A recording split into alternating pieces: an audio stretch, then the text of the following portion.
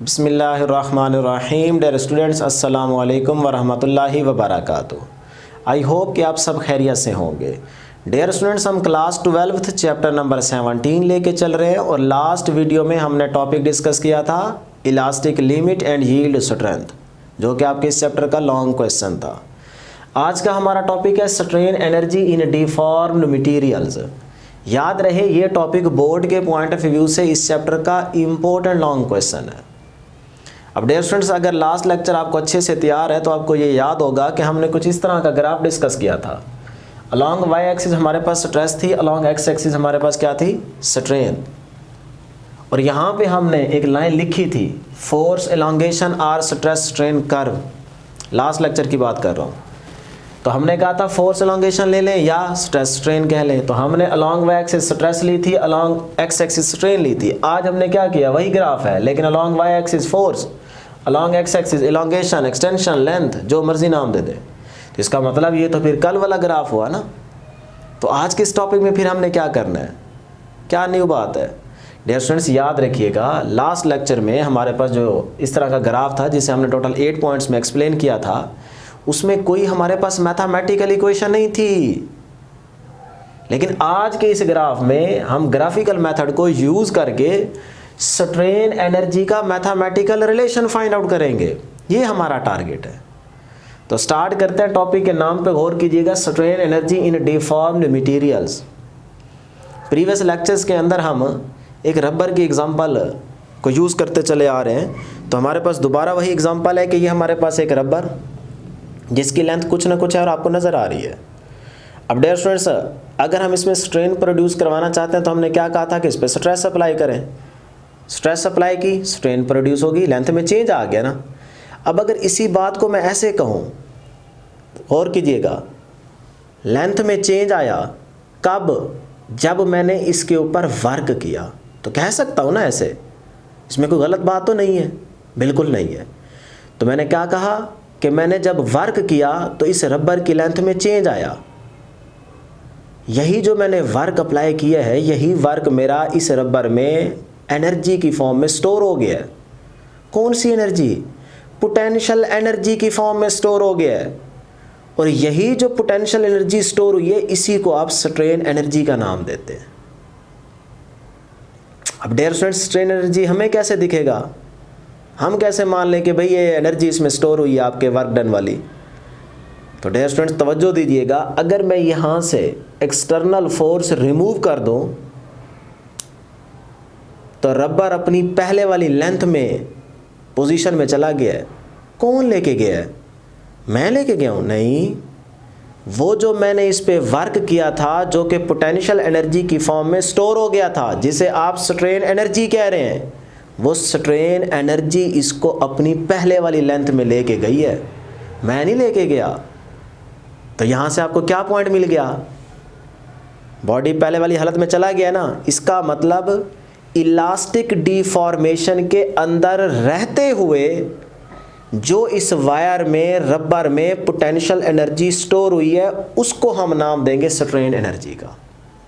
अब अगर आपको याद हो, छोटी क्लासेस में हम ये रबर रात को प्लान करके बैग में रखा करते थे और सुबह फिर क्या करते थे, बैग से मौका देखते ही निकाल के दूसरे तीसरे डेस्क पे बैठना और फिर पहले वाले डेस्क के बच्चों पे दे मारना, उनके कान पे बिल्कुल निशाना पक्का करके, और ऐसे, और वो बेचारा टांटा, और हम खुश हो रहे हैं, अंदर ही अंदर खुशी हो रही है कि हमने शरारत कर ली, हालांकि ये ज्यादती थी। तो अब वहाँ पे देखें, स्ट्रेन एनर्जी का कंसेप्ट हम करते चले आ रहे हैं, लेकिन हमने गौर नहीं किया क्योंकि हमें तब पढ़ाया नहीं गया ना। तो आज वहाँ पे हमें ये चीज़ याद आ रही है। तो डियर स्टूडेंट्स, खींचा आपने, इसका मतलब आपने वर्क किया, वही वर्क आपका पोटेंशियल एनर्जी की फॉर्म में इसमें स्टोर हो गया, जो कि स्ट्रेन एनर्जी है। जैसे ही आपने एक्सटर्नल फोर्स रिमूव की, स्ट्रेन एनर्जी अपने रबर को, वायर को पहले वाली हालत में लेके गई है। तो एनर्जी स्टोर हुई थी तो रबर पहले वाली सिचुएशन में चला गया ना। तो ये है स्ट्रेन एनर्जी का कॉन्सेप्ट। अब डियर स्टूडेंट्स, यही डेफिनेशन हमने यहाँ पे लिखी है कि the energy stored in the wire, जो वायर में, बॉडी में एनर्जी स्टोर होगी, कौन सी, पोटेंशियल एनर्जी, तो वो हमारी क्या कहलाएगी, स्ट्रेन एनर्जी। लेकिन इंपॉर्टेंट पॉइंट क्या बताया, with in elastic deformation, elastic deformation के अंदर रहते हुए जो आपकी वायर में पोटेंशियल एनर्जी स्टोर हुई है उसका नाम स्ट्रेन एनर्जी है। ये नहीं कहना कि इलास्टिक डिफॉर्मेशन या इलास्टिक लिमिट से बाहर निकल गए हैं आप, फिर जो बॉडी के पास एनर्जी है वो स्ट्रेन एनर्जी है ना, ये गलती नहीं करनी। इलास्टिक डिफॉर्मेशन के अंदर रहते हुए जो वायर के पास, रबर के पास, बॉडी के पास पोटेंशियल एनर्जी स्टोर हुई है वो आपकी स्ट्रेन एनर्जी कहलाएगी। तो नेक्स्ट पॉइंट क्या है, this strain energy is equal to the work done to produce the deformation, ये भी बता दिया। इसी डेफिनेशन को आप यूं भी कह सकते हैं कि the potential energy of the molecules due to their displacement from their mean position. अब यही दोनों डेफिनेशंस डियर स्टूडेंट्स आपके इस टॉपिक में, बुक में यहाँ पे मेंशन की गई है, तो आप चाहें तो यहाँ से अंडरलाइन कर लें। ये दोनों डेफिनेशंस यहाँ पे लिखी गई हैं टॉपिक के नेक्स्ट पेज पे, इस पैराग्राफ में ये मेंशन कर लें, नोट कर लें। अब डियर स्टूडेंट्स हम इसके एक्सप्लेनेशन की तरफ चलते हैं। तो एक्सप्लेनेशन के अंदर आपने इसी टॉपिक का ये जो फर्स्ट पैराग्राफ है, ये फर्स्ट पैराग्राफ ये आपने लाजमी लिखना है। तो यही फर्स्ट पैराग्राफ आप यहाँ पे लिखेंगे, हमने लिखा नहीं है, थोड़ा सा स्टार्ट करके आपको बता दिया कि भाई यहाँ पे आपने बुक से फर्स्ट पैराग्राफ लिख लेना है। अब इस फर्स्ट पैराग्राफ में क्या कहा जा रहा है वो आपको हम बता देते हैं और फिर हम मैथमेटिकल फार्मूला फाइंड आउट करते हैं। कहता है consider a wire suspended vertically from one and. आप यहाँ पे देख सकते हैं एक फिक्स स्पॉट है जिसके साथ हमने इस वायर का एक एंड क्या कर दिया जी, अटैच कर दिया, और वो वर्टिकली हैंग कर रही है। क्लियर। और इस वायर की लेंथ क्या है, एल। यहाँ तक ये वायर है, यहाँ तक, ये यहाँ तक, उसकी लेंथ क्या है, एल। अब डियर स्टूडेंट्स इसी वायर के साथ जब आप लोड कनेक्ट करेंगे, आगे कह रहा है it is stretched by attaching a weight at the other end. Wire के दूसरे एंड के साथ जब आप लोड या वेट अटैच करेंगे तो जाहिर सी बात है लेंथ में चेंज आएगा। अब जो लेंथ में चेंज आया उसका नाम क्या है, डेल्टा एल। तो आप यहाँ पे देख सकते हैं पहले लेंथ यहाँ तक थी, अब लेंथ में क्या आ गया, चेंज। कब, जब आपने लोड कनेक्ट किया तो फोर्स भी बढ़ जाएगी ना, तो लेंथ में भी चेंज भी आ गया।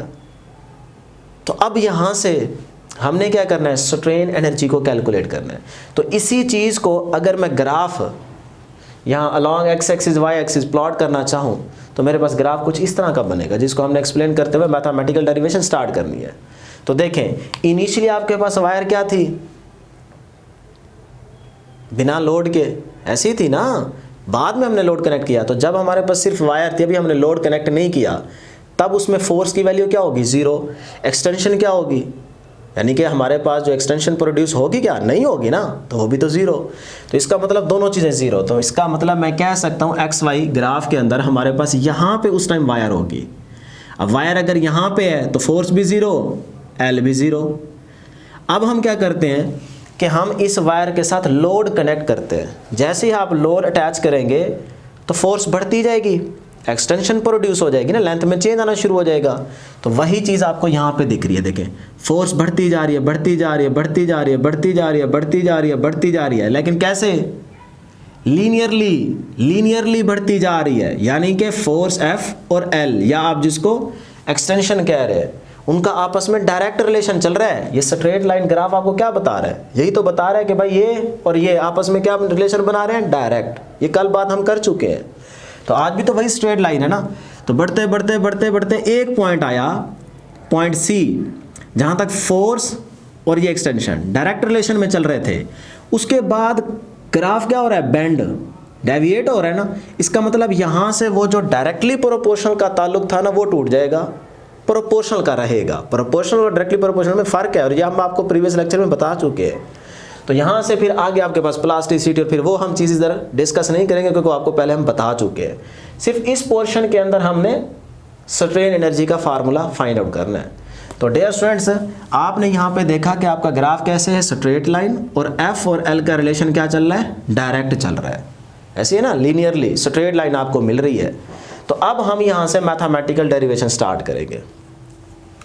देखें, जब आपके पास वायर यहाँ पे थी, अभी लोड कनेक्ट नहीं किया था, तो तब फोर्स की वैल्यू ज़ीरो। तो वही बात लिखी है, when the load is not attached to wire the force is zero, पहला पॉइंट। सेकंड नंबर पे, when load is attached to string the force is maximum. जब आप लोड वायर के साथ कनेक्ट करेंगे तो फिर तो फोर्स की वैल्यू मैक्सिमम आएगी ना। तो आपकी मर्जी, आप यहाँ तक ग्राफ को डिस्कस करना चाहें तो फोर्स मैक्सिमम बनेगी F। अगर इस पॉइंट तक डिस्कस करना चाहते हैं तो फोर्स मैक्सिमम बनेगी F1। अगर इस पॉइंट तक करना चाहते हैं तो फिर आपकी फोर्स मैक्सिमम बनेगी F2। तो ये आप पे डिपेंड करता है कि आप कौन सा पॉइंट लेना चाहते हैं। बुक वालों ने ये वाला पॉइंट लिया है, तो हम भी इसी पॉइंट को मैक्सिमम पॉइंट का नाम दे रहे हैं। तो यहाँ पे फोर्स की वैल्यू क्या आ रही है? F1। तो मैंने यहाँ पे लिखा मैक्सिमम फोर्स का मतलब F1। इससे आगे हम डिस्कस नहीं कर रहे। अगर आप यहाँ करना चाहते हैं तो फिर आपकी मैक्सिमम फोर्स F2 बन जाएगी, आप यहाँ F2 लिख दें। तो इसमें कोई घबराने वाली बात नहीं है, ठीक है, ये आपकी मर्जी है। अब डियर स्टूडेंट्स, हमारे पास फोर्स की दो वैल्यूज आ रही हैं। एक हमने पॉइंट कंसीडर किया हुआ है ये इनिशियली, और एक फाइनल किया हुआ है ये। यहाँ पे फोर्स की वैल्यू मैक्सिमम और यहाँ इनिशियल 0। हमें तो चाहिए होगा अब एवरेज। तो average force is equal to, दो वैल्यूज हैं, सम करके 2 पे डिवाइड कर दें, 0 + F1 / 2। तो एवरेज फोर्स आ गई ½ F1। क्लियर? अब हमें चाहिए इसी एवरेज फोर्स की तरफ से वर्क डन, क्योंकि हमने तो वर्क किया है ना, लोड नहीं कनेक्ट किया आपने। तो अब डियर स्टूडेंट्स, वर्क क्या होता है? फोर्स मल्टीप्लाई एक्सटेंशन या डिस्प्लेसमेंट। तो एवरेज फोर्स हमने क्या कैलकुलेट की? ½ F1, और एक्सटेंशन को हमने यहाँ पे इस पॉइंट बी पे एक्सटेंशन को क्या नाम दिया हुआ है? L1। तो मैंने लिख दिया L1। अब इसको तरतीब से लिख लें, ½ F1 L1। ये क्या आ गया? वर्क आ गया। अभी आपको बताया यही वर्क जो पोटेंशियल एनर्जी की फॉर्म में स्टोर हो रहा है, आपकी क्या कहलाती है? Strain energy. तो मैं कह सकता हूँ वर्क किसके इक्वल है? Strain energy. और strain energy is equal to यही फार्मूला ½ F1 L1। तो ये मेरे पास स्ट्रेन एनर्जी का मैथमेटिकल रिलेशन आ गया, इक्वेशन ए। लो जी, टॉपिक ख़त्म हो गया। अब डियर स्टूडेंट्स, अगर आप इस डायग्राम पे गौर करें, फोर्स क्या कांस्टेंट रह रही है? नहीं, यूनिफॉर्मली इंक्रीज हो रही है। तो आपकी बुक क्या कहती है? Figure shows that the force F does not remains constant in producing the extension L1, it varies uniformly from 0 to F1। क्योंकि हम यहाँ से यहाँ तक की बात कर रहे हैं, तो इसका मतलब यहाँ से यहाँ तक, तो देखें यहाँ पे 0 है, यहाँ पे क्या है? F1। तो यूनिफॉर्मली फोर्स इंक्रीज कर रही है, कांस्टेंट नहीं है। तो अब आपको चैप्टर 4 में टॉपिक याद होगा, work done by a variable force. तो वर्क डन को कैलकुलेट करने के लिए क्या किया था आपने? स्मॉल पैचेस बनाए थे। हर पैच के अंदर फोर्स की वैल्यू कांस्टेंट, लेकिन एक पैच की और दूसरे पैच की फोर्स की वैल्यू कांस्टेंट नहीं थी। एक पैच के अंदर जितना भी रीजन बनता था इंटरवल में, उसमें फोर्स की वैल्यू कांस्टेंट थी। तो आपने क्या किया था? स्मॉल पैचेस बनाए थे, तब आपने टोटल वर्क फाइंड आउट किया था। तो आज यहाँ पे भी देखा फोर्स कांस्टेंट नहीं है, तो हम क्या करेंगे? इस पॉइंट से इस पॉइंट के अंदर जितनी भी ये हमारे पास ग्राफ आ रहा है या रीजन आ रहा है, हम स्मॉल पैचेस बनाएंगे। तो मैंने यहाँ पे एक छोटा सा पैच बनाया, देखें। अब इस पैच में इस फोर्स की वैल्यू पे गौर करें, कांस्टेंट नहीं आ रही। देखें ना, इस पैच की फोर्स की वैल्यू एक ही आ रही है ना। इस लाइन और इस लाइन के बीच जितना भी रीजन आ रहा है, उस पर फोर्स की वैल्यू एक ही आ रही है। इसी तरह आप क्या करें, यहाँ पे छोटे छोटे छोटे छोटे स्मॉल पैचेस बना लें, और फिर हम देखते हैं कि यहाँ से हमें किस चीज़ की इंफॉर्मेशन मिलेगी। ये देखिए जी, ये सारे आप क्या करें, छोटे छोटे, इससे भी छोटे बनाने हैं, लेकिन ये सिर्फ आपको समझाने के लिए हम बता रहे हैं। तो इस तरह ये सारे आप पैचेस बना लें। तो ये क्या बन गई? ट्रायंगल बन जाएगी ना। तो यही ट्रायंगल मुझे किस चीज़ की इंफॉर्मेशन दे रही है, ये मैं चेक कर लेता हूँ। इसी ट्रायंगल को OAB बाहर निकाल लें, OAB। अब हम ये भी जानते हैं O से A1 तक की एक्सटेंशन का नाम क्या है? L1। तो मैं यहाँ लिख देता हूँ कि भाई ये तो मेरे पास है L1, और यहाँ से यहाँ तक और देखें ग्राफ में, इसका नाम क्या है? यहाँ से लेके यहाँ तक, ये मैक्सिमम पॉइंट है ना। तो ये देखें, ये क्या है? 0 to F1, तो F1 बन गया ना। तो ये आ गया जी F1। अब डियर स्टूडेंट्स, ट्रायंगल हमने अलग कर ली। इस ट्रायंगल का अगर मैं एरिया कैलकुलेट करूँ, तो ट्रायंगल का एरिया क्या होता है? Half base into height. Base क्या है यहाँ पे? L1। हाइट क्या है? F1। तो ½ F1 L1, ये मेरे पास क्या आ गया? ट्रायंगल का एरिया। अब इस फार्मूले को गौर से देखें, ½ F1 L1, ये तो इक्वेशन ए जैसा नहीं आ गया? इसका मतलब इस ट्रायंगल का जो एरिया है वो मुझे किस चीज़ की इंफॉर्मेशन दे रहा है? वो मुझे स्ट्रेन एनर्जी या वर्क की इंफॉर्मेशन दे रहा है। तो इसका मतलब ये तो बिल्कुल सेम रिलेशन आ गया ना। तो यही तो हमने कैलकुलेट करना था। तो मैं यहाँ से MCQs बना सकता हूँ, जो कि आ चुका है बोर्ड में, क्या कि भाई इस ट्रायंगल का जो एरिया है वो आपको किस चीज़ की इंफॉर्मेशन दे रहा है, जिसको मैं शॉर्टकट कह सकता हूँ F1 × L1 gives the information of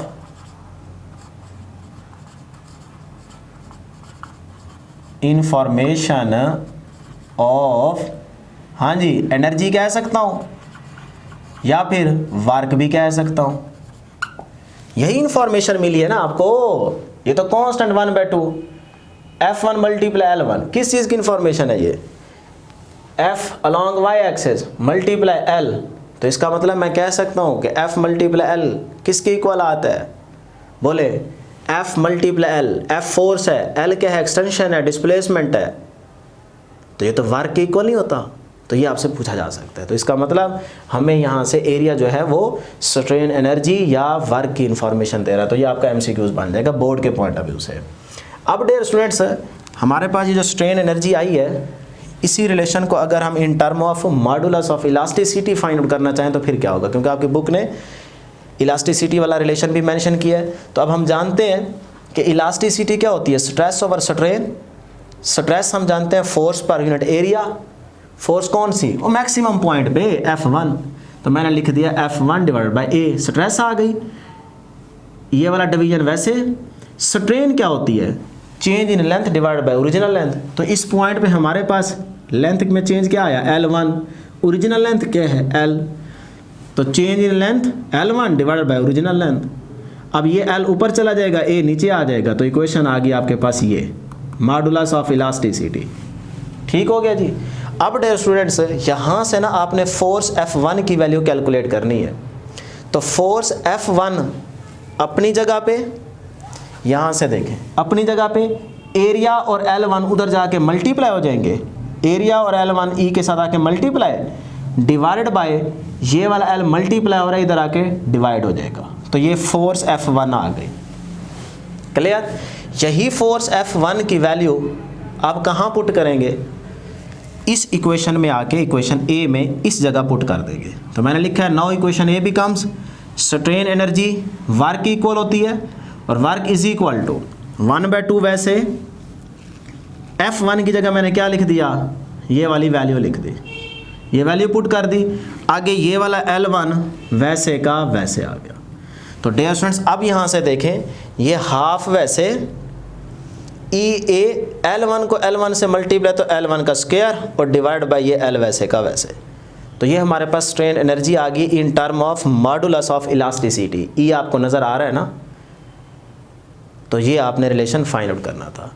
लो जी, ये हमारा टॉपिक था जो कि एंड हो चुका है। अब लास्ट पैराग्राफ में अगर आप पढ़ेंगे, जिस तरह आपने ट्रायंगल का एरिया कैलकुलेट किया है, इसी तरह वो कहता है कि अगर आपके पास ये वाली डायग्राम आ जाए A B C D, तो ये क्या बन रही है? ट्रेपेजियम। तो इसका भी आप सिमिलरली एरिया कैलकुलेट करेंगे तो वो आपके पास इसके इक्वल आता है या नहीं आता, ये फिर आप चेक कर लें। ठीक है, क्योंकि एक तो हमने कर दिया ना, अब दूसरा काम आप खुद कर लें। तो अब डियर स्टूडेंट्स, एक दो और MCQs यहाँ से बन सकते हैं जो कि बड़े इंपॉर्टेंट हैं, वो ज़रा गौर से देखिएगा। सबसे पहली बात तो ये है कि जैसे आपने वहाँ से एरिया देखा, वो आपको किस चीज़ की इंफॉर्मेशन दे रहा है? एनर्जी की, वर्क की। तो यहाँ से वो आपसे स्लोप भी पूछ सकता है, स्लोप। तो अगर आप यहाँ पे कैलकुलेट करना चाहें स्लोप, तो स्लोप क्या होता है? Delta y over delta x, या आप सिंपल कह लें y ओवर x। ऐसे ही होता है ना? तो अलॉन्ग y एक्सिस क्या है आपके पास? फोर्स। अलॉन्ग x एक्सिस क्या है? L को आप क्या कह सकते हैं? x भी तो कह सकते हैं ना, आपकी मर्जी है। तो डियर स्टूडेंट्स, मैं कह सकता हूँ यहाँ से जो स्लोप है वो किसके इक्वल आ रहा है? y के अलॉन्ग है फोर्स डिवाइड बाय L, या फिर L को आप क्या कह सकते हैं? x। यानी कि मेरे पास स्लोप f ओवर x के इक्वल आ रहा है। और f ओवर x किसके बराबर होता है? क्लास 10th में भी आप पढ़ के आ रहे हैं, क्लास 9th में भी पढ़ के आ रहे हैं, फिर क्लास 11th के चैप्टर नंबर 7 में भी पढ़ के आ रहे हैं। तो याद करें। तो इसका मतलब f ओवर x को अगर मैं देखना चाहूँ तो कह सकता हूँ according to Hooke's law F is equal to kx, spring constant k।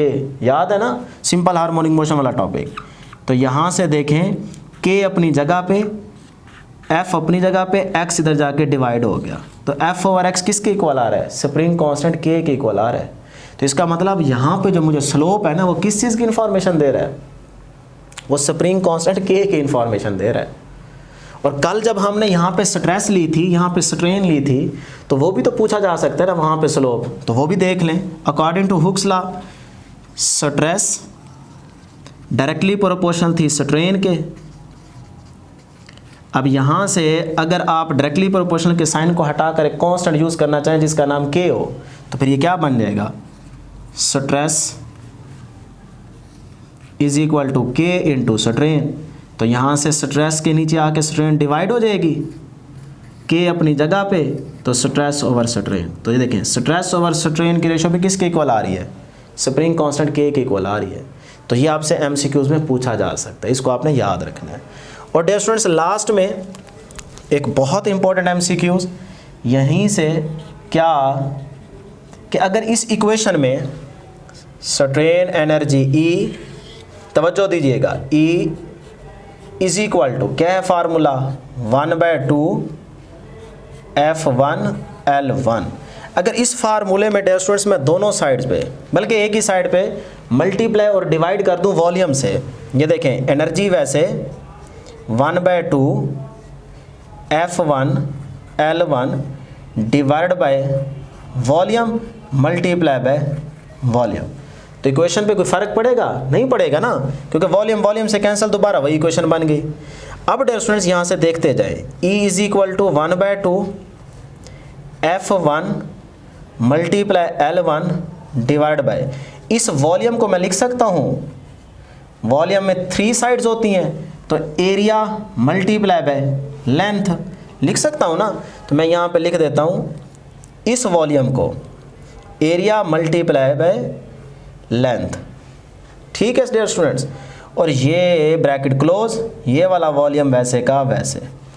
अब ये वॉल्यूम इस साइड पे आके क्या हो जाएगा, डिवाइड, तो energy divide by volume is equal to 1/2। अब ज़रा गौर करना है, F1 डिवाइड बाय A को अलग लिख रहा हूँ और L1 डिवाइड बाय L को अलग लिख रहा हूँ। कोई मसला नहीं होना चाहिए, ठीक है जी। ये वॉल्यूम इस साइड पे आके क्या हो गया, डिवाइड हो गया।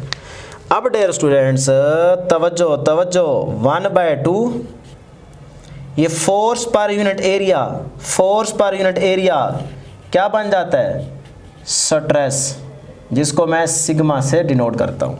तो ये आगे जी स्ट्रेस। आगे डियर स्टूडेंट्स इस पे गौर करें, change in length, L1 change in length है ना, डिवाइड बाय ओरिजिनल लेंथ, ये क्या बन गई, स्ट्रेन। तो स्ट्रेन को मैं किससे डिनोट करता हूँ, एप्सिलॉन। तो ये आ गया एप्सिलॉन। तो इसका मतलब एनर्जी पर यूनिट वॉल्यूम, इधर लिख देते हैं, एनर्जी पर यूनिट वॉल्यूम किसके इक्वल आ गई, हाफ स्ट्रेस इनटू स्ट्रेन।